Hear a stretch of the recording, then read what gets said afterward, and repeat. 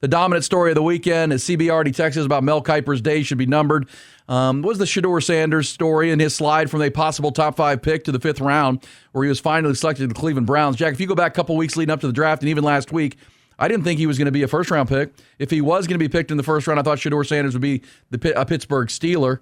But when Pittsburgh passed on him at 21 in round 1 and took a defensive tackle, I think that kind of told you everything you need to know.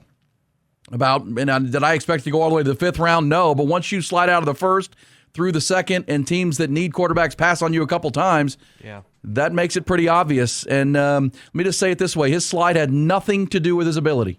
Nothing to do with how good of a quarterback he is. Don't come at me with how good he is. Whatever he did at Colorado, what he did at Jackson State. This has nothing to do with his ability. He's a really good player. I think he has a chance to be a good football player in the National Football League.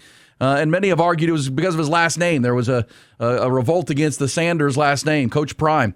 And somehow the NFL colluded and blackballed him like Colin Kaepernick. Heard Stephen A. Smith shouting about that. I mean, this is way too many people saying way too many dumb things over the weekend, in my opinion.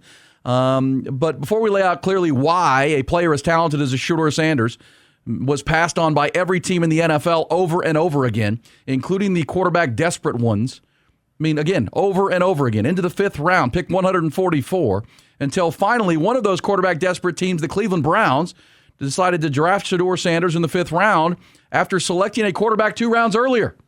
They had already drafted Dylan Gabriel in the 3rd round, but finally got to the round 5 and decided it was time to go ahead and put the card in for Shadeur Sanders.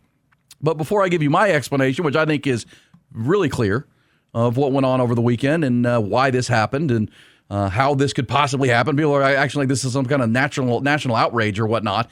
But let me let Nick Saban run this through you. Can I play this for you? This is Nick Saban talking about what he used to tell his NFL players or his college players who want to be in the National Football League. Well, again, this goes back to players creating value for themselves.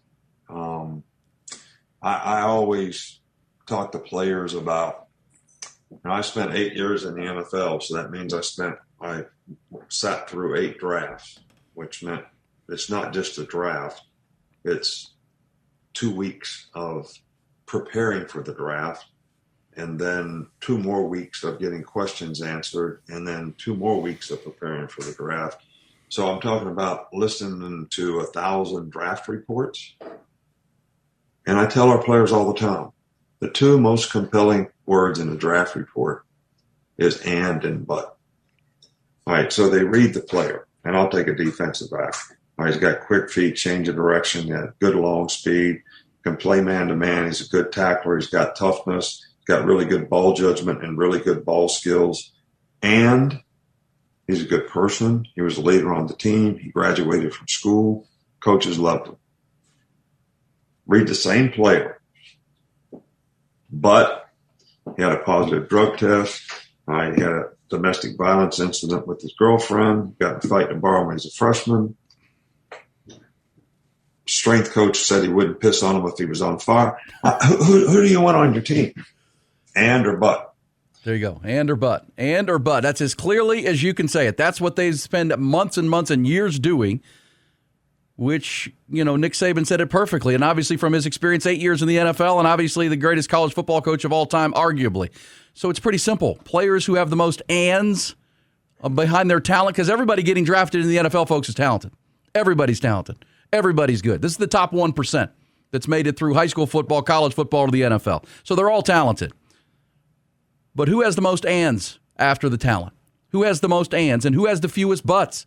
This is what the draft is about, y'all. I've tried to explain this to folks for years. This is what it's about. It's not about what you're going to be when you get there. It's about where they take you. It's where you create the value for yourself. And the players with the fewest butts and the most ands get drafted higher. Think about what he just said about the Longhorns who went in the 1st round. Kelvin Banks, Jahdae Barron, and Matthew Golden, all ands. Really good player, really good this, but high character, team leader, all the things you want, the ands, right? And then can we have a listen to Mel Kiper over the weekend? Because this is where Mel Kiper was unhinged over the weekend, off the rails about this for 3 days because his number 1 quarterback didn't get drafted where he thought he should be. Listen to Mel Kiper being a fool. The NFL has been clueless for 50 years when it comes to evaluating quarterbacks. clueless. No idea what they're doing in terms of evaluating quarterback. That's proof. There's proof of that. How many times? They say we know exactly what we're talking about with quarterback. They don't. Okay, thank you, Mel. I actually think you're right there of one of the unhinged things you said of the weekend. They do get it wrong a lot. Even the NFL admits we get, especially quarterback, the quarterback position, we get that wrong half the time. It's the hardest thing to evaluate in that sport. You can typically like the Cowboys took a guard. You can typically evaluate that guy's going to be a good guard. He was a great guard in the SEC. He can come in and play guard. But quarterback is the most important position. And you know what, Mel? You're right.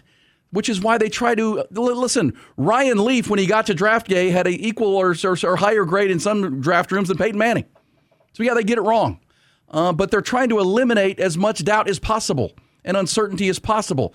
This is why for 3.5 months, as Nick Saban said, they try to find players who are talented, but then check as many boxes as possible in all other areas before they decide they want to hire and employ that player, especially at quarterback, where that's going to be the face of your franchise. And folks, it's why Shadeur Sanders fell into the 5th round. If you want an easy explanation, that's it. He had too many butts after his name. And for the past 3 months, Shadeur Sanders has failed the job interview process. Dreadfully, by the way, shockingly miserable, in miserable fashion. From Jump Street, from the start of January, when this whole process begins, when your college career is over, he presented himself to teams who wanted to get to know him as entitled and bigger than the team at every turn. Which that's not going to work.